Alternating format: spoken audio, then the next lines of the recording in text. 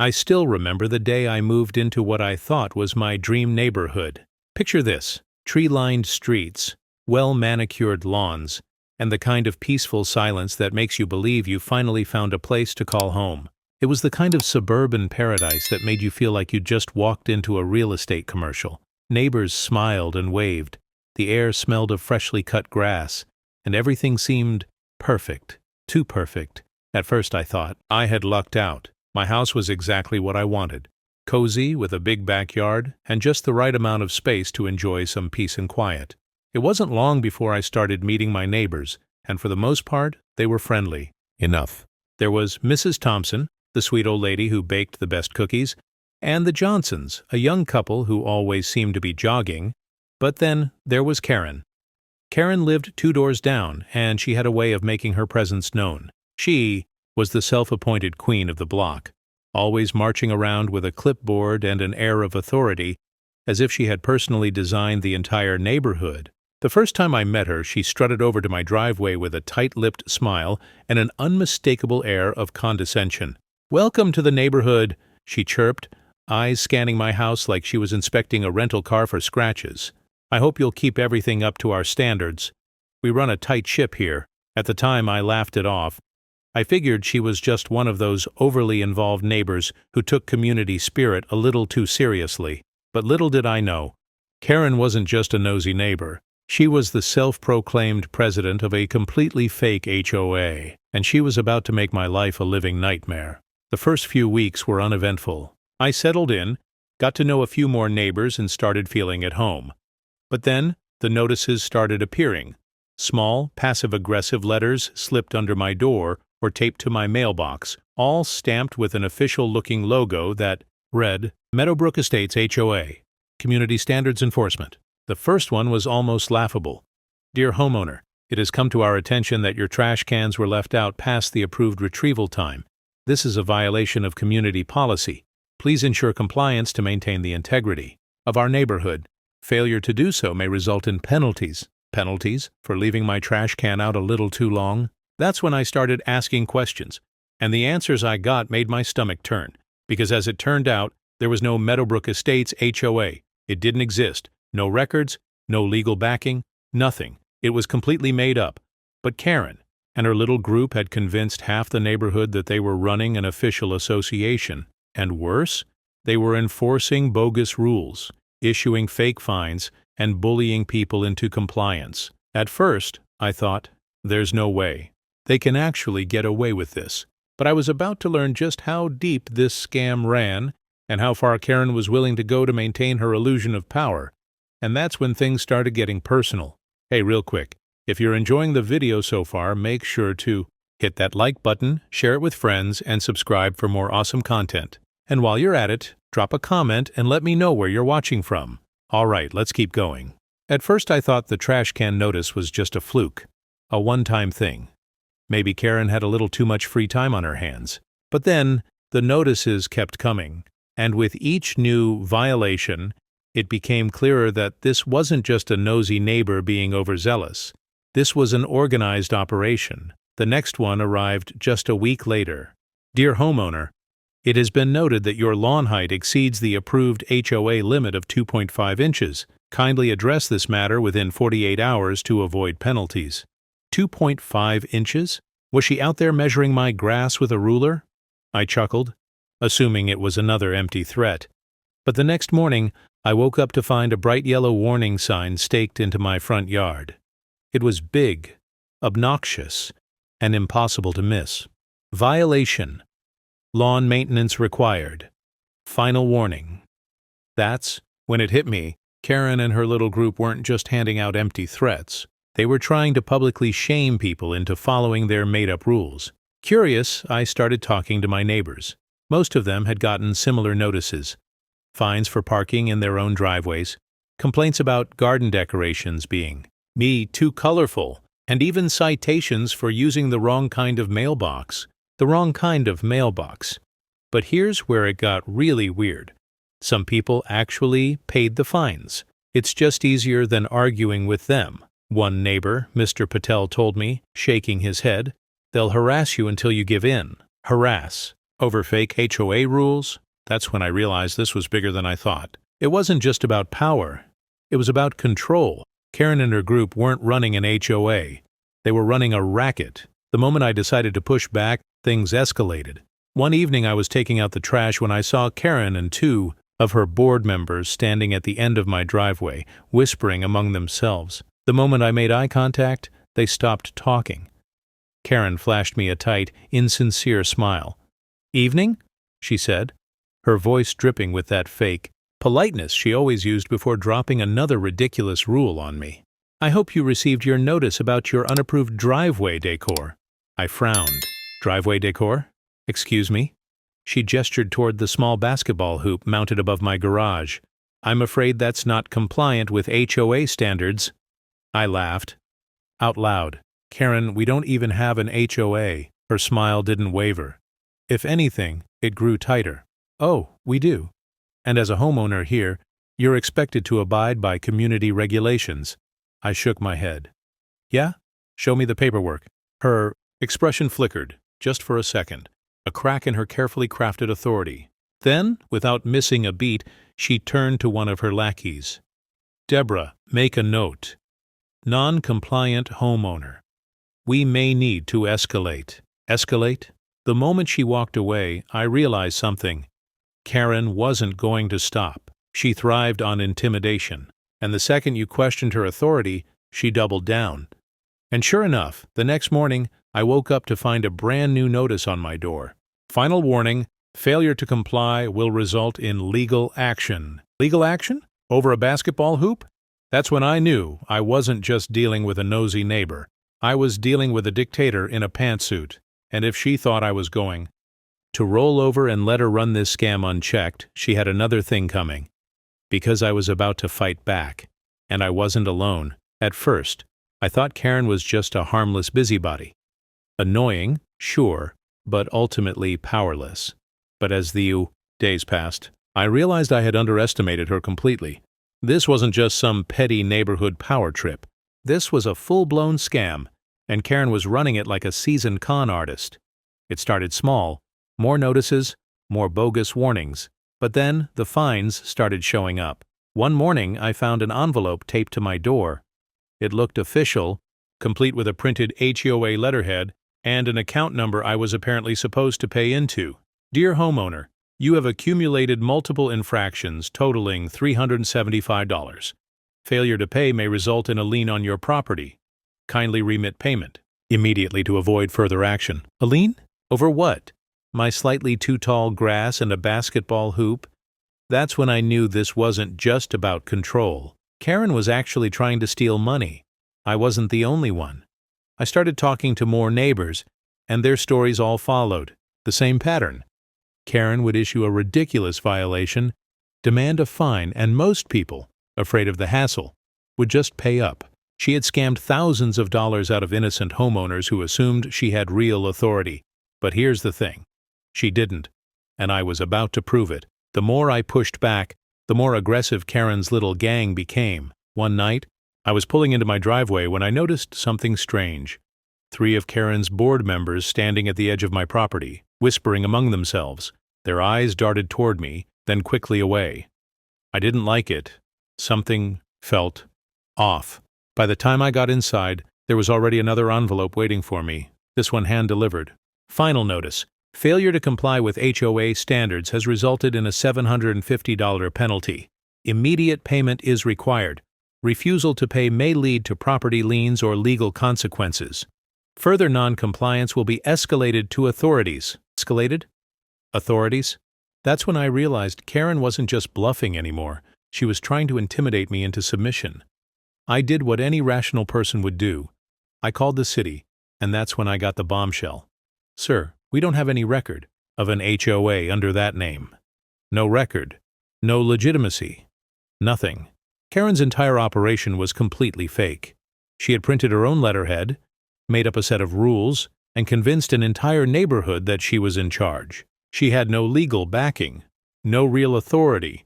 She was running a scam right under everyone's noses. But here's the thing about scams. They only work if people believe in them. And I was about to shatter that illusion. That night, I stayed up, Late, going through public records, state laws, anything I could find about how real HOAs operate.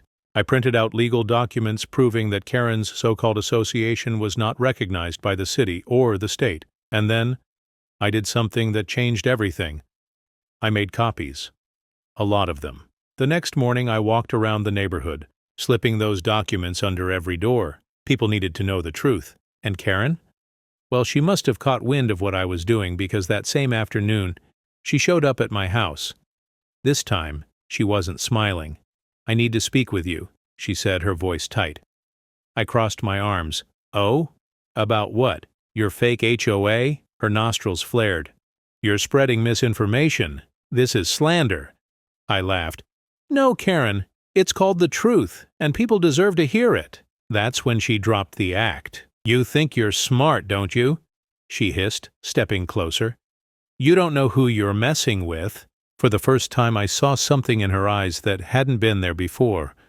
Desperation. She knew I had found her out, and now she was scrambling to hold on to her crumbling empire. But it was already too late, because the moment my neighbors started reading those documents, the tide began to turn. And Karen? She was about to lose everything. Karen had backed me into a corner, and I knew I had two options: roll over and pay the fake fines like everyone else, or fight back. I chose the latter. The moment I received that bogus $750 penalty, I knew it was time to dig deeper. If Karen was bold enough to threaten legal action, then surely there had to be some sort of paper trail, right? Real HOAs had official registration, tax documents, and state filings. I figured it was only a matter of time before I found the cracks in her story, so I grabbed my laptop, a cup of coffee, and got to work. The first thing I did was check the county's property records online. Real homeowners associations have legal standing, which means they have to be registered with the state or county as an official entity. Karen's so-called Meadowbrook Estates HOA? Nowhere to be found. Okay, maybe I was looking in the wrong place. So I searched for business licenses and nonprofit filings, because many HOAs register as nonprofit organizations to manage neighborhood funds. Still, nothing. Karen's HOA did not legally exist, and that's when it hit me. She was running a completely fabricated operation. I started paying closer attention to the fines Karen had been issuing. Each notice had an account number where homeowners were supposed to send their payments. But when I searched for that account, I couldn't find any links to a legally recognized HOA. Instead, the payments were being directed to a personal account under Karen's name. Let that sink in.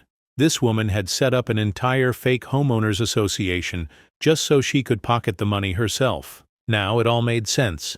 The fines, the violations, the intimidation tactics. Karen wasn't just a control freak. She was running a scam. I knew Karen wasn't going to back down without a fight, so I needed to arm myself with real legal knowledge. I reached out to a local lawyer who specialized in property disputes. I'll never forget the way he chuckled when I explained what was happening.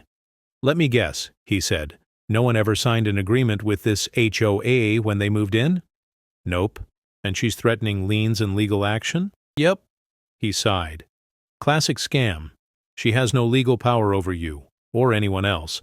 A real HOA requires signed agreements and governing documents. If she's not registered with the state, she's just a regular citizen pretending to be in charge." I felt a rush of relief. I wasn't crazy. I wasn't obligated to follow her rules. And most importantly, I wasn't alone. The lawyer advised me to do 3 things. Send Karen a formal cease and desist letter stating that she had no legal authority over my property. File a complaint with the county and the state attorney general for fraud and harassment. Warn the rest of the neighborhood, because if Karen had scammed a few people, chances were she had scammed a lot more. I left that office feeling like I had just loaded a legal shotgun. Karen had been playing pretend. But now? It was time to bring the real authorities into the mix, and I couldn't wait to see the look on her face when she realized her little empire was about to crumble. Armed with the truth, I was ready to end this once and for all. Karen had bullied the neighborhood for long enough, and now that I had the proof that her so-called HOA was a scam, it was time to expose her. But if I had learned anything about Karen, it was that she wasn't going to go down quietly. So I planned my next move carefully. Saturday morning. Perfect weather.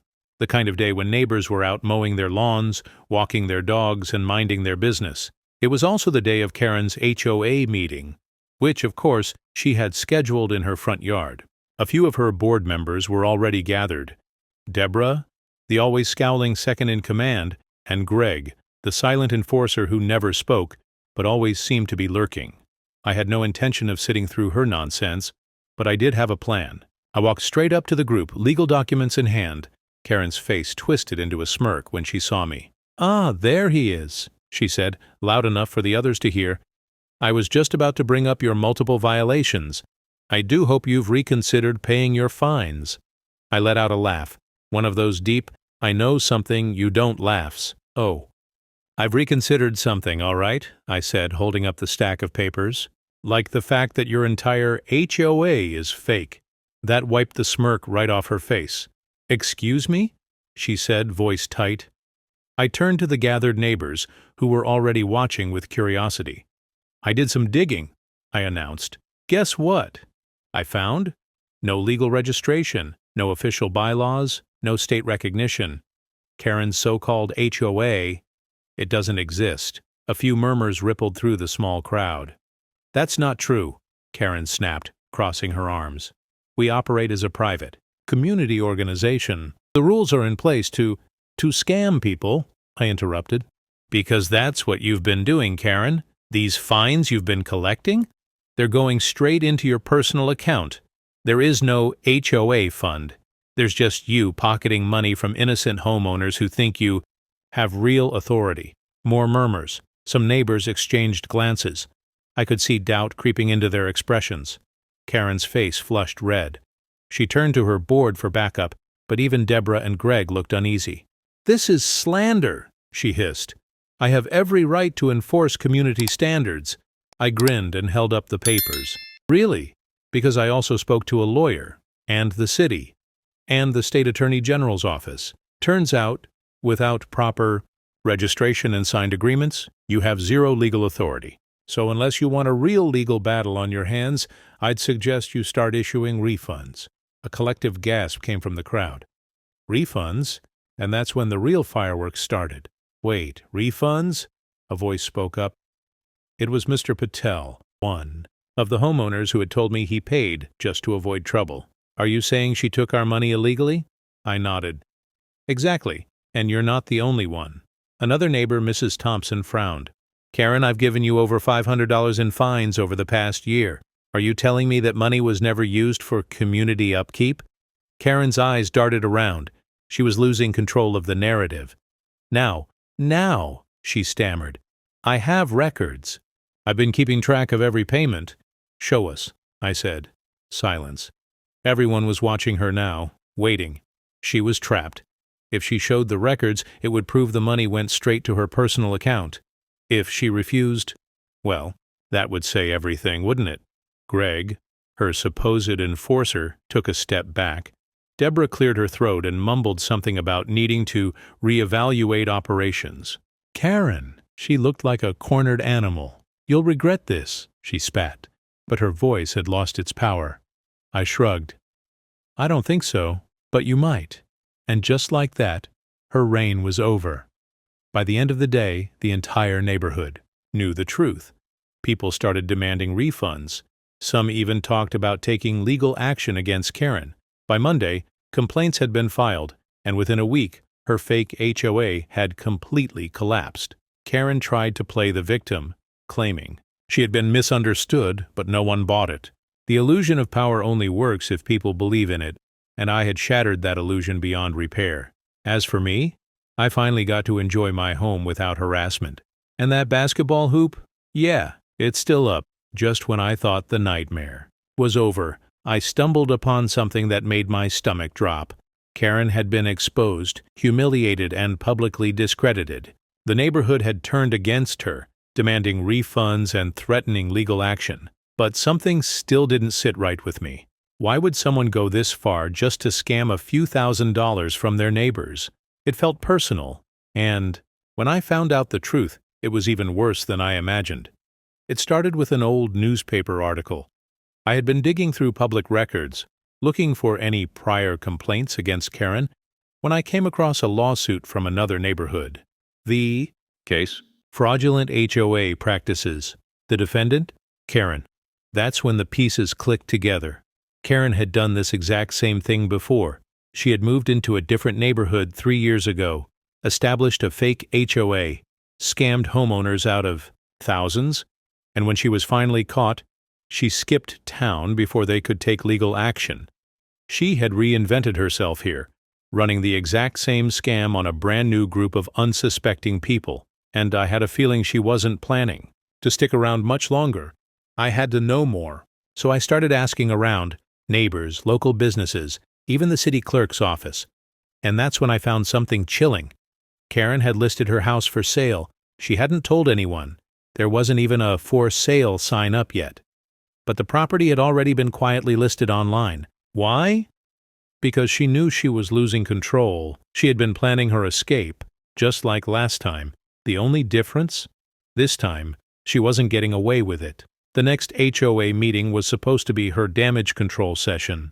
She probably thought she could spin the situation, convince a few gullible people that I was just some troublemaker, and squeeze a little more money out of them before she disappeared. She never got the chance. I showed up with printed copies of her lawsuit, from the previous neighborhood plus her current home listing. The moment she saw what was in my hands, her face went pale. Care to explain this, Karen? I asked, holding up the documents for everyone to see. A few neighbors crowded around, reading in disbelief. Wait, she's selling her house? Someone murmured. And she's done this scam before? Another voice added. Karen's mouth opened and closed, but for the first time she had no words. No fake legal threats, no passive-aggressive smiles, just silence. And in that moment, her empire crumbled. The neighborhood had been angry before. Now they were furious. People started calling their lawyers, reporting her to the authorities, demanding immediate refunds. Any hope she had of salvaging her fake HOA was gone. She turned and stormed off before she could make things worse for herself, but it was already too late. A week later, Karen was gone. She packed up in the middle of the night, skipped town, and left behind a neighborhood that was finally free from her reign. But this time, she didn't just vanish into the wind. The complaints, the evidence, and the legal action that followed meant that she wouldn't be able to pull this scam again. I'd made sure of it. And as I sat on my porch, sipping my coffee, watching my neighbors tear down the last of Karen's fake HOA signs, I couldn't help but smile, because in the end, justice had been served. Karen thought she could walk away clean, just like she had before. She had been caught, humiliated, and backed into a corner. But knowing her, she probably believed she still had a way out. Not this time. I wasn't about to let her slip away unscathed, so I set my final plan into motion, one that would ensure everyone knew the full extent of her scam and make sure she faced the consequences she had dodged for so long. The first step? Go public. I took everything I had gathered, the fraudulent fines, the fake HOA notices, the lawsuit from her previous neighborhood, and sent them to every single homeowner. I even posted them in our local online forums and community Facebook groups, making sure that anyone who had ever paid Karen a dime knew exactly what she had done. Within hours, the entire neighborhood was buzzing with outrage.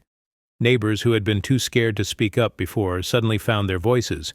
People started demanding refunds, filing complaints with the city, and even contacting their lawyers. Karen had spent years convincing people that she was untouchable. Now they weren't afraid of her anymore, and just when she thought things couldn't get worse, they did. A few days later, Karen tried to host one last HOA meeting. Maybe she thought she could talk her way out of it, spin some story about misunderstandings or clerical errors, but this time people showed up ready for war. The moment she stepped outside, neighbors started confronting her. "Where's my money, Karen? You scammed us. I'm reporting you to the state attorney's office." She tried to play the victim, of course. "I was only trying to maintain the integrity of our community," she wailed. But no one was buying it. The Karen they had once feared was now just a pathetic fraud, exposed in broad daylight. And then came the cherry on top. A county official, someone I had contacted, showed up with legal documents in hand. He pulled Karen aside and quietly informed her that multiple complaints had been filed against her and that the county was now investigating her for fraud. The color drained from her face. "This is harassment," she stammered, but her voice lacked the power it once had. No one believed her anymore. No one was on her side. Her empire was in ruins. By the next morning, Karen was nowhere to be seen. Her house sat eerily silent, the once pristine lawn now overgrown as if it, too, had given up on her. Within a week, a moving truck appeared in her driveway. She was skipping town again, but this time, her exit wasn't on her terms. She left behind dozens of angry homeowners who were now filing formal complaints, ensuring that even if she managed to escape, her name would be forever stained with legal trouble.